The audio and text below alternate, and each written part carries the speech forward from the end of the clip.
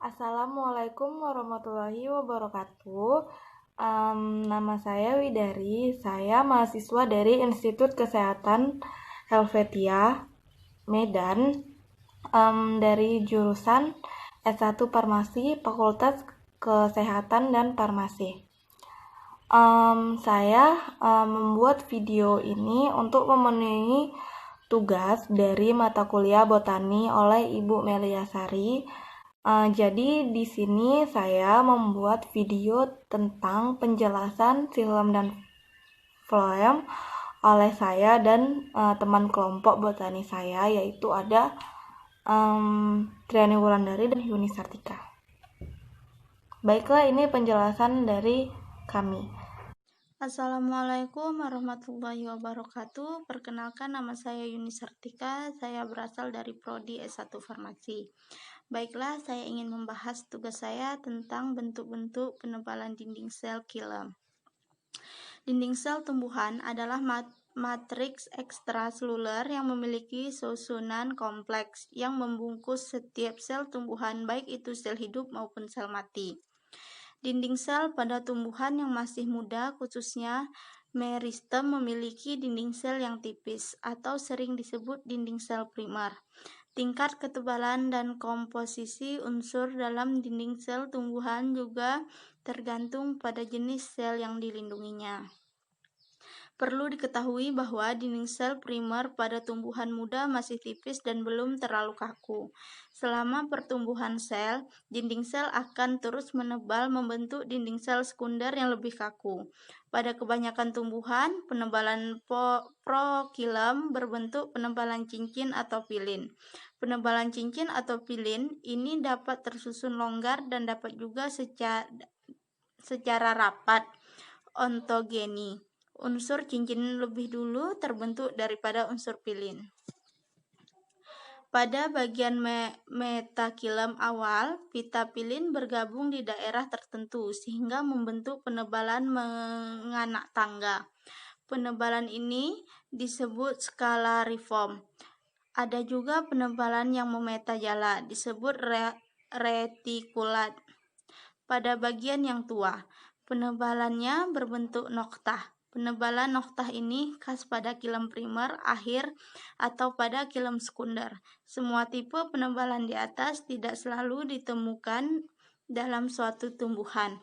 Penebalan cincin dan pilin sangat beragam ketebalannya. Ada juga penebalan yang berbentuk noktah. Noktah antara dua unsur pembuluh dan noktah biasanya berbentuk pasangan noktah berhalaman. Antara unsur pembuluh dan sel parenkim membentuk pasangan noktah setengah halaman, yaitu halaman pada sisi unsur pembuluh, dan noktah biasa atau noktah sederhana pada sisi sel parenkim. Apabila noktah berhalaman ini memanjang, melintang, tersusun dalam deretan membujur, disebut noktah scalariform. Noktah melingkar atau sirkular dan membulat atau elips, tersusun dalam deretan mendatar atau diagonal dan disebut offset fitting. Permukaan dinding sekunder noktah berkembang dengan penebalan pilin. Dinding sel memiliki fungsi, yaitu melindungi isi sel, menentukan bentuk sel, dan memperkuat sel, menentukan ciri sel. Sel juga memiliki beberapa bentuk, yaitu prisma, silinderis, kubus, poligonal, dan ada juga sel yang memiliki bentuk yang tidak teratur. Dinding sel juga mengalami penebalan. Menurut cara penebalannya dapat terjadi secara yang aposisi, yaitu dengan cara menempelkan atau melapis-lapiskan bahan penebal atau zat selulosa pada lamela tengah substansi interseluler, biasanya pada dinding primer. Yang B, intususpesi, yaitu penebalan yang terjadi dengan menyisipkan bahan-bahan penebalan di antara mikrofibrin sedangkan menurut arah penebalannya dapat terjadi secara satu sentripetal, yaitu penebalan ke arah pusat sel atau dalam. Contohnya seperti pada sel epidermis daun beringin. Yang kedua, sentrifugal, yaitu penebalan ke arah luar. Contohnya yang pertama pada polen. Terdapat tonjolan-tonjolan yang merupakan penebalan ke arah luar. Yang kedua, pada rambut daun atau trikoma.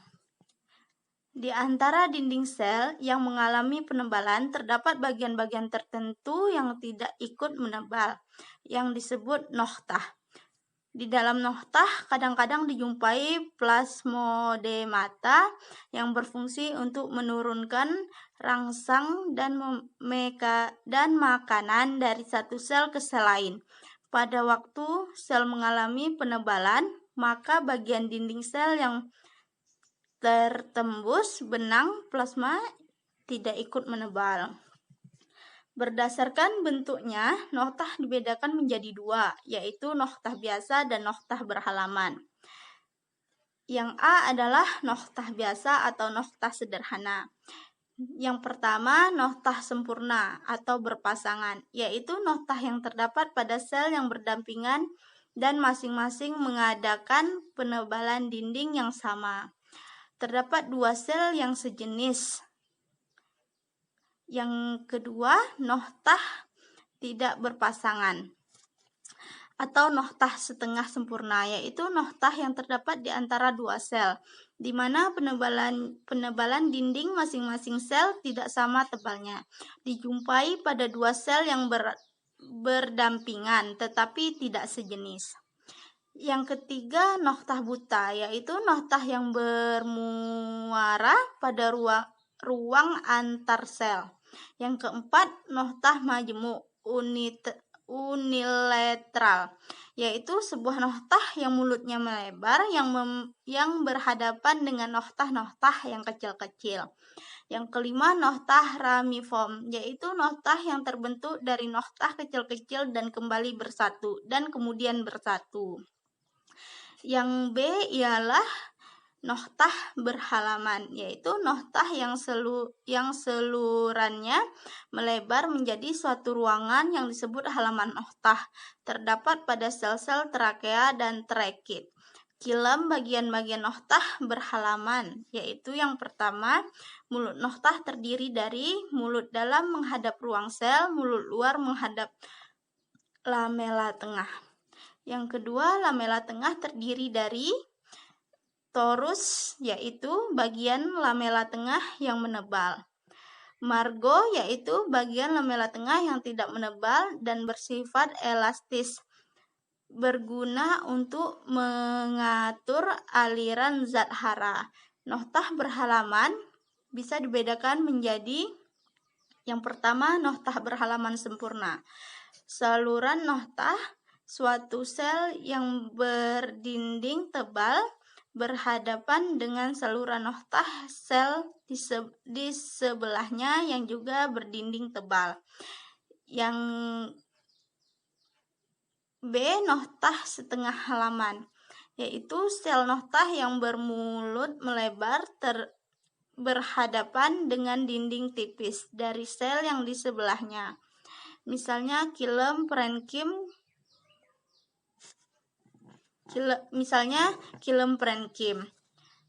Kayu terjadinya, misalnya kilem parenkim kayu. Terjadinya noktah ialah pada waktu sel masih hidup dan belum mengalami penebalan dinding selnya, masih tipis dan dapat ditembus oleh benang-benang plasma yang disebut plasmodesmata.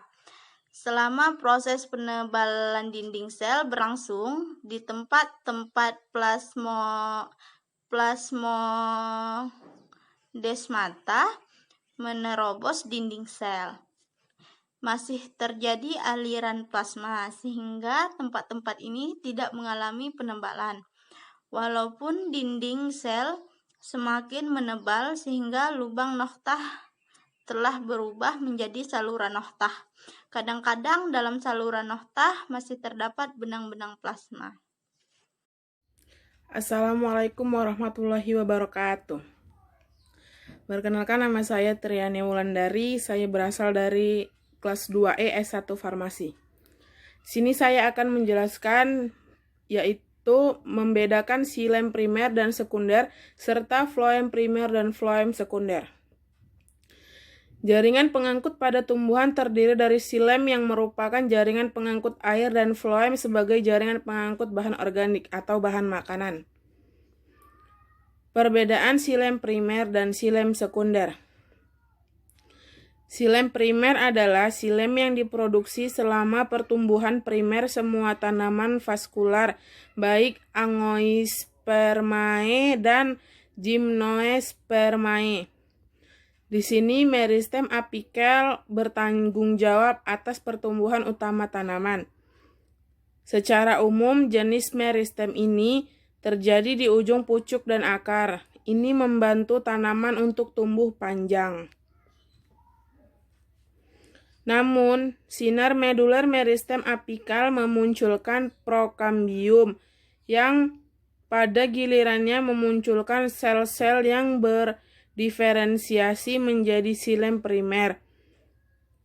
4 jenis sel dalam primer adalah trakeit, trakea, serat, dan parenkim. Baik trakeit dan trakea panjang dan sempit. Selain itu, xilem primer mengandung lebih sedikit serat xilem. Xilem sekunder adalah jenis xilem yang dihasilkan selama pertumbuhan sekunder Angiospermae dan beberapa Gymnospermae termasuk conifer, gnetophyta, ginkgophyta, dan pada tingkat lebih rendah di Cichadophyta. Di sini meristem lateral bertanggung jawab atas pertumbuhan sekunder tanaman. Itu terjadi di sepanjang sisi batang dan akar. Juga dua komponen meristem lateral adalah kambium vaskular dan kambium gabus. Secara umum, sinar medular sekunder kambium vaskular menimbulkan jaringan penghantar termasuk xilem sekunder keluar dan floem sekunder ke dalam. Namun, kambium gabus menimbulkan jaringan kulit sekunder tanaman. Oleh karena itu, meristem lateral bertanggung jawab untuk menumbuhkan tanaman dengan lebar. Perbedaan floem primer dan floem sekunder. Floem primer mengangkut hasil fotosintesis ke seluruh tubuh tumbuhan. Kalau menurut saya, floem primer terdiri dari protofloem dan metafloem. Protofloem adalah floem primer yang pertama kali terbentuk, sedangkan metafloem terbentuk kemudian. Protofloem menjadi dewasa dalam bagian tumbuhan yang masih mengalami perbentangan.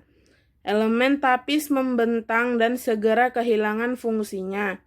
Elemen floem primer pada Angiospermae biasanya sempit dan tidak menyolok. Sel pengantar tidak selalu ada. Floem sekunder merupakan hasil perkembangan kambium. Pertumbuhan kambium ke arah luar membentuk floem sekunder dan ke arah dalam membentuk xilem sekunder, sehingga batang tumbuhan bertambah besar. Aktivitas kambium yang membentuk xilem dan floem sekunder ini disebut pertumbuhan sekunder. Semua jaringan yang ada di sebelah dalam kambium disebut kayu, sedangkan di sebelah luar kambium disebut kulit atau papagan. Pembentukan xilem dan floem sekunder pada batang terjadi karena aktivitas kambium yang dipengaruhi oleh musim. Terima kasih.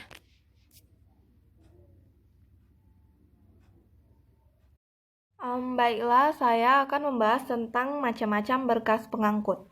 Nah, siklem dan floem itu dia membentuk berkas pengangkut Berkas pengangkut tersebut itu memiliki beberapa tipe, yaitu ada tipe kolateral yang dibagi menjadi kolateral terbuka dan kolateral tertutup.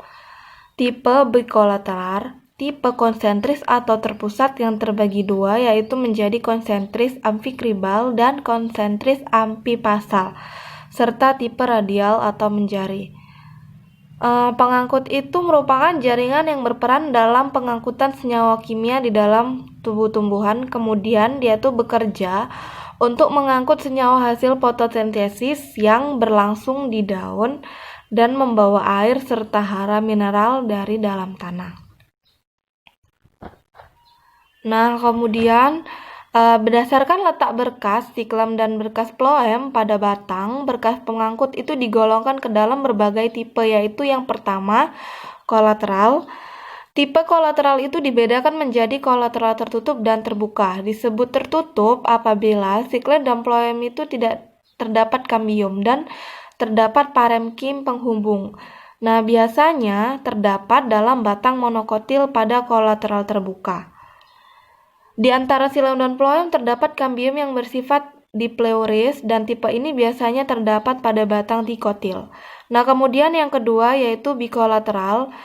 Bikolateral ini terdiri atas satu bagian phloem di sebelah luar dan satu bagian di sebelah dalam. Nah, antara silem dan phloem ini terdapat kambium dan antara silem dan phloem terdapat parenkim penghubung. Kemudian yang ketiga yaitu konsentris atau terpusat. Nah, berkas pengangkut tipe ini dia terdiri atas siklem yang dikelilingi oleh phloem yang disebut konsentris, amfikribal yang biasa terdapat pada Pteridophyta.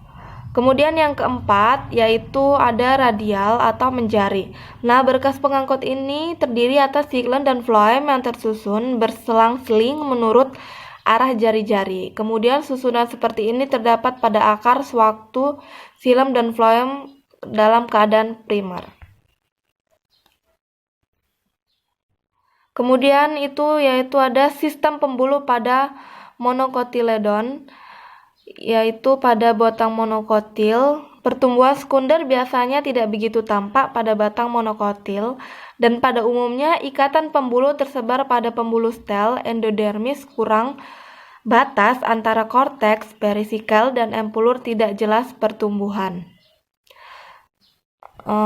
Dan sistem pembuluh monokotiledon ini biasanya terdiri atas berkas yang tersebar di seluruh jaringan dasar pada batang dan pada bagian berkas pembuluh pada batang seperti pada palem, dan dari hasil investigasi oleh Zimmerman dan Tomlinson oleh metode kinematografik menurut studi yang banyak berkas yang mempertahankan khususnya dan meneruskan pada batang dalam jangka waktu terbatas dari dasar pada batang ke pucuk. Kemudian berkas pengangkut pada daun. Nah, kalau berkas pengangkut terdapat di dalam tulang daun bercabang banyak, pada beberapa cabang berhubungan membentuk sebuah jala. Di seluruh daun terdapat pipa-pipa kecil yang mengurus pengangkutan air, dan bahan-bahan organik dibuat di dalam daun untuk disalurkan ke bagian-bagian lain. Kemudian ada contoh tumbuh-tumbuhan monokotil dengan berkas pengangkutnya, yaitu satu pada Gramineae,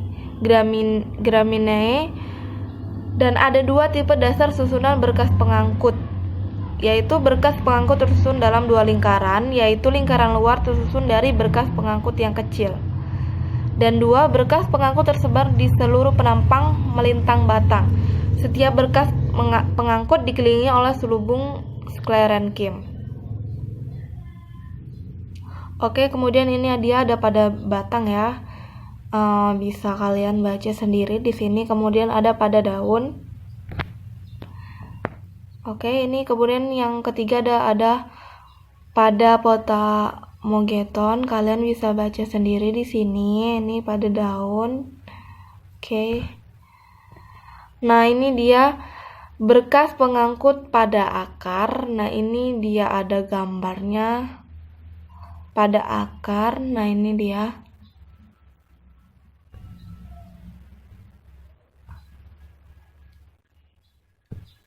Dan ini dia gambar kolateral terbuka, tertutup, dan bikolateral terbuka. Nah, baiklah, itu saja penjelasan saya mengenai macam-macam berkas pengangkut. Nah, intinya itu dia berkas pengangkut itu memiliki tipe, yaitu ada tipe kolateral yang dibagi menjadi kolateral terbuka, kolateral tertutup. Tipe bikolateral, tipe konsentris atau terpusat yang terbagi dua, yaitu konsentris ampikibal dan konsentris ambipasal, serta radial atau menjari. Oke, baiklah, itu saja. Sekian dan terima kasih. Wassalamualaikum warahmatullahi wabarakatuh.